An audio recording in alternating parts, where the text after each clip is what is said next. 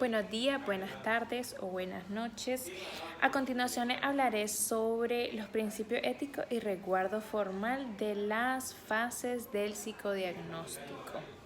Espero pueda ser de su comprensión más clara la información que vaya a abordar a continuación. Muchas gracias de antemano. Primeramente, es importante recalcar que nosotros como psicólogos somos una parte fundamental en el bienestar del ser humano y de igual manera en el bienestar de la sociedad en general, incluyendo familia, colectividad en la parte escolar y por tanto es muy importante que nos empapemos de todo concerniente a la realidad en que vivimos, incluso en la realidad en que vivieron nuestros antepasados, para prepararnos y saber por qué estamos enfrentando muchas situaciones en la familia, en la escuela e incluso en la sociedad. En referencia al tema en particular sobre los principios éticos y el resguardo formal de cada una de las etapas del psicodiagnóstico, como primer etapa inicial tenemos el problema del consentimiento válido. Esto es un punto muy complejo al establecerse, ya que muchos pacientes, muchos usuarios no quieren dejarse en evidencia delante de un extraño, aunque puedan saber de que están frente a un profesional de la salud mental, pero sigue siendo un extraño. Y por ello es que el consentimiento es fundamental para una buena relación profesional entre el usuario y el profesional de la psicología,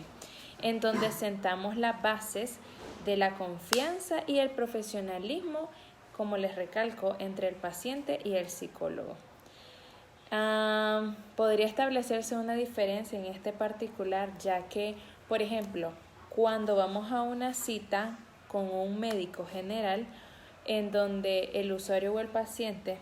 puede seleccionar, tiene la salvedad de seleccionar qué información es la que le va a dar al médico como un reflejo de lo que él cree puede ser su diagnóstico, en referencia, por ejemplo, a veces un dolor estomacal, una indigestión o una fiebre. Pero la diferencia aquí es que cuando uno va al psicólogo a establecer una intervención psicodiagnóstica con un profesional de la salud mental, este paciente queda en evidencia delante del psicólogo, ya que nosotros, a diferencia de los médicos generales, tenemos uno que otro mecanismo para entender cuál es la información que el paciente quiere tratar de transmitirnos, pero no lo hace de manera explícita. Y por tanto es importante esta fase del consentimiento válido por parte del paciente hacia nosotros como profesionales. Otro de los puntos que debemos considerar en la entrevista inicial es el contrato, en donde consideramos los objetivos que se deben alcanzar en conjunto con el profesional y el paciente, el valor que tiene la evaluación y los avances y alcances o estancamientos que haya tenido el individuo a lo largo de su vida. Aquí también es importante informarle al paciente sobre los costos de la terapia,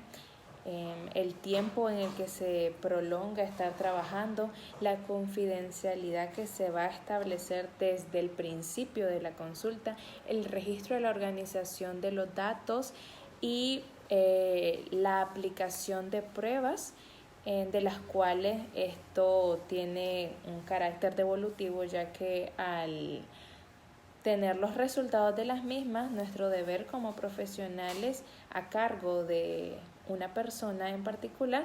es regresarle de manera verbal o escrita los resultados de las pruebas obtenidas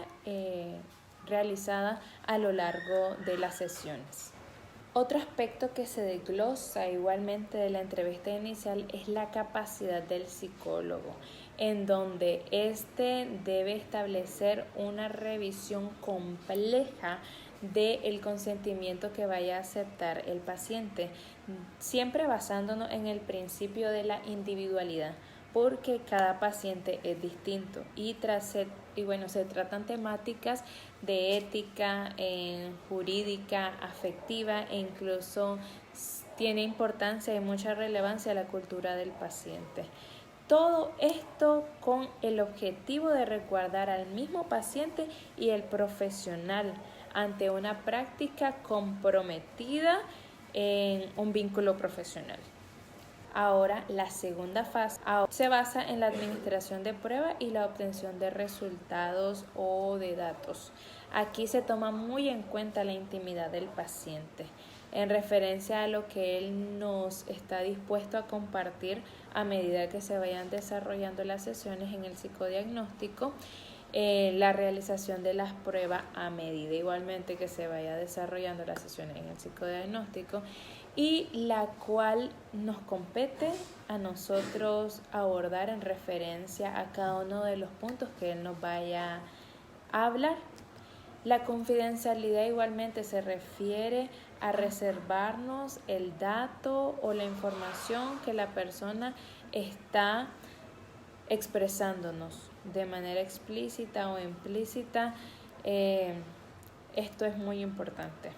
debido a que parte de la confidencialidad va de que nosotros resguardar la opinión de que si está siendo atendido o no un individuo, si algún tercero nos pregunta referente a esto. Igual reservarnos todo protocolo o información obtenida o comunicaciones expresadas verbal o no verbalmente en las sesiones. Y la información que se vaya a estar plasmando en nuestro informe psicológico. Más adelante vamos a estar abordando en dónde sí podemos expresar a terceros alguna información en nuestro informe psicológico. Ahora, la tercera fase se basa en la comunicación de los resultados obtenidos en pruebas psicológicas. Nuestra labor en este particular es relacionada a efectuar un informe psicológico en base a lo recolectado en las entrevistas, nuestra observación, la realización de pruebas, entre otros aspectos, y por ende devolver dichos resultados obtenidos en las pruebas de forma oral o escrita, como estaba mencionando anteriormente. Y para la mejor captación del receptor se realiza lo mejor conocido como la psicoeducación durante el psicodiagnóstico. Todo con la finalidad de no dejar perdido al paciente, sino enfocado y de una forma clara expresarle los resultados de las pruebas obtenidas, validando aquí mismo igualmente la confidencialidad, igualmente solo transmitirle este tipo de información al paciente con autorización de él si es necesario transmitírsela a terceros. Y para finalizar, me gustaría comentar que en base a toda esta información obtenida, pienso que la ética como una base del psicodiagnóstico no se basa solamente en deberes, derechos que cumple o que rigen a una persona, sino más bien en una compleja relación y abordaje que debe de poseer el profesional para con respecto al cliente, basándonos en su realidad con confianza, seguridad y protección, salvaguardando la intimidad principalmente del paciente. Gracias.